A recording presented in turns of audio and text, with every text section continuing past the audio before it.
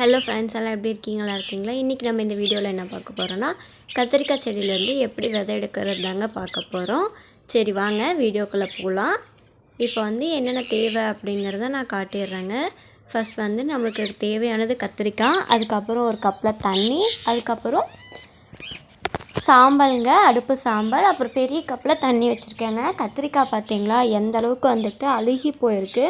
பழுத்ததுக்கப்புறம் நான் பொறிச்சு ஒரு இடத்துல வச்சுருவேங்க. எங்கள் வீட்டில் சும்மா நார்மலாக ஏதாவது ஒரு ப்ளேஸில் வச்சுருவேன். அது ஒரு 1 வீக்கில் இந்த மாதிரி கொள்ளன்னு ஆயிரும். அதை நம்ம அதுலேருந்து தான் விதை எடுக்கணும். அப்போ தான் விதை நல்லா முத்தி இருக்கும், முளைப்பு திறன் அதிகமாக இருக்கும். எந்த ஒரு இதுவுமே பழுத்தது உடனே எடுக்காதீங்க, கொஞ்சம் அழுக விட்டு எடுங்க. அப்போ தான் நல்ல முளைப்பு திறன் இருக்கும் அதில். இப்போ இது பாருங்கள், லைட்டாக இப்படி பிச்சாலே தோல் ஃபுல்லாக வந்துடுங்க. அந்த தோலை எடுத்துட்டு இந்த கத்திரிக்காய் லைட்டாக அமுக்குனிங்கன்னா பாருங்கள், அதை ப்ரெஸ் பண்ணுறேன். அது பாருங்கள் எப்படி மேலே வரையும் வருதுன்னு. தண்ணியில் வச்சுக்கலாம், அப்போ வேஸ்ட்டாக போயிடும். தண்ணியில் வச்சு நான் அப்படி ப்ரெஸ் பண்ணேன், எல்லா விதையுமே வந்துடுங்க. அவ்வளோதாங்க, விதை ஃபுல்லாக எடுத்தாச்சு. இப்போ இதில் இருக்கிறதையும் வாஷ் பண்ணிக்கலாம். அதுலேயும் நிறைய விதை இருக்கும், அதனால் அதையுமே வாஷ் பண்ணிடலாம். ஏன்னா நமக்கு விதை முக்கியங்க, அதனால எல்லாத்தையும் ஒரு விதை இல்லாமல் எல்லாத்தையும் எடுத்துக்கணும். ஒரு டைம் விதை வாங்கிட்டோம்னா அதுலேருந்தே விதை எடுத்து சேகரித்து பழகணுங்க. அப்படி சேகரிக்கிற விதையை நாம் மட்டும்தான் யூஸ் பண்ணணும்னு யோசிக்காமல் தெரிஞ்சவங்க யாராவது கேட்டாலும் கொடுக்குற மாதிரி இருக்கணும். ஏன்னா அப்போ தான் நம்மக்கிட்ட இல்லைங்கிறப்போ யார்ட்டையாவது வாங்க முடியும். அந்த விதையை நாம் மட்டுமே வைக்கணும், நம்மகிட்ட மட்டுமே இருக்கணும் அப்படின்னு நினச்சோம்னா அந்த விதை நம்மளோட போயிடும், வேறு யார்ட்டையும் இருக்காது. அதனால் சொல்கிறேன், அந்த சக்கையெல்லாம் தூக்கி போட்டுருங்க. அவ்வளோதாங்க. இது இப்படி ஃபுல்லாக நல்லா மிக்ஸ் பண்ணி விட்டுக்கோங்க. எந்த அளவுக்கு மிக்ஸ் பண்ணுறீங்களோ அந்தளவுக்கு நல்லாவே மிக்ஸ் பண்ணிக்கோங்க.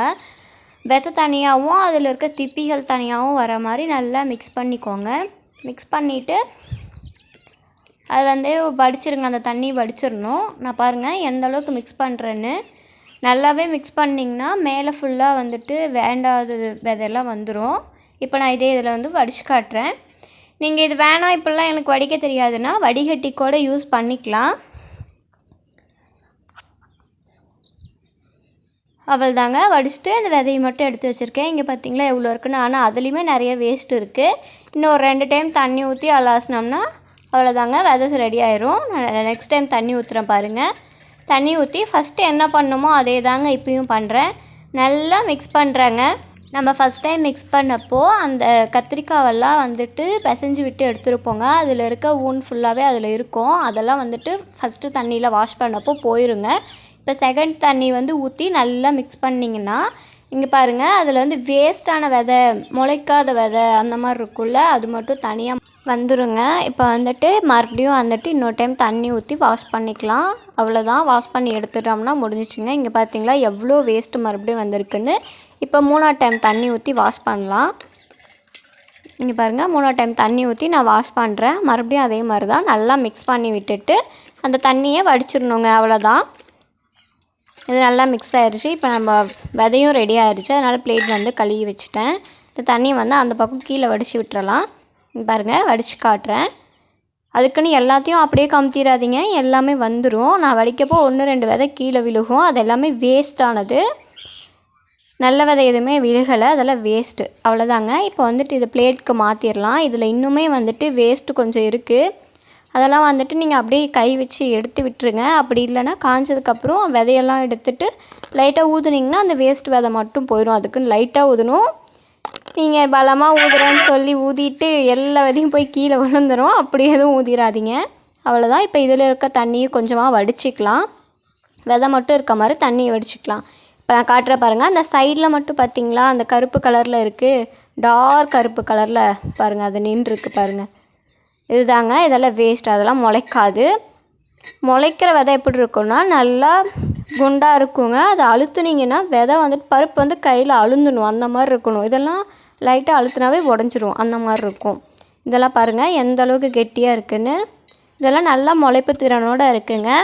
எந்த ஒரு விதையுமே நான் ஃபஸ்ட்டே சொல்லியிருப்பேன், நல்லா அழுக விட்டு எடுத்திங்கன்னா மட்டும்தான் அதில் முளைப்பு திறன் அதிகமாக இருக்கும். ரொம்ப நாள் அந்த விதையை வச்சு யூஸ் பண்ண முடியும். இப்போ இதை வெயிலில் கொண்டு போய் வச்சிடலாம். அடிக்கிற வெயிலுக்கு ஒரு அரை மணி நேரம் வச்சாலே காஞ்சிருங்க. சரி கொஞ்சம் ஓரளவுக்கு ரொம்ப வெயிலில் வைக்காதீங்க, ஓரளவுக்கு நிழலும் வெயிலும் இருக்கிற மாதிரி பிளேஸில் வச்சுருங்க. அவ்வளோதான், இது கொஞ்சம் காயட்டும். அவ்வளோதாங்க, ஒரு மணி நேரம் கழித்து வந்து எடுத்தாச்சு. இது நல்லா காஞ்சிருச்சு. இப்போ அதை கொண்டு போயிட்டு நம்ம விதை எடுத்துடலாம். அவ்வளோதாங்க, இப்போ விதை சேகரிக்கிறதுக்கு நான் என்ன பண்ணி வச்சுருக்கேன்னா சாம்பல் எடுத்து வச்சுருக்கேங்க. இந்த விதையெல்லாம் ஃபஸ்ட்டு உதுத்து விட்டுறலாம். நல்லா காஞ்சதுனால நல்லா மொறுன்னு வந்துட்டு அதில் ஒட்டி இருக்கும் பிளேட்டில். அதனால் அதை ஃபஸ்ட்டு எல்லாம் எடுத்து உதுத்து விட்டுறலாங்க. அவ்வளோதான், பார்த்திங்களா இப்போ விதை வந்துட்டு ரெடி ஆயிடுச்சு நமக்கு. இப்போ வந்து சாம்பல் எடுத்து வச்சுருக்கேன். சாம்பல் எதுக்காகன்னு கேட்டிங்கன்னா இதோட முளைப்புத்திறன் வந்துட்டு சீக்கிரம் வந்துட்டு முடிஞ்சிடும். அப்படி ஆகாமல் இருக்கிறதுக்காகவும் பூச்சி பிடிக்காமல் இருக்கிறதுக்காகவும் தான் நம்ம சாம்பல் வந்து யூஸ் பண்ணுறோம். இப்போ இந்த கவரில் வந்து இந்த விதையெல்லாம் போட்டுடலாம். இப்போ நானே வீடியோவும் எடுத்துகிட்டு இருக்கிறதுனால நான் என்னால் போட முடியல, அது வீடியோவில் காட்டல. நான் கவரில் வந்து பேக் பண்ணிவிட்டு உங்களுக்கு நெக்ஸ்ட் இதில் காட்டுறேன்.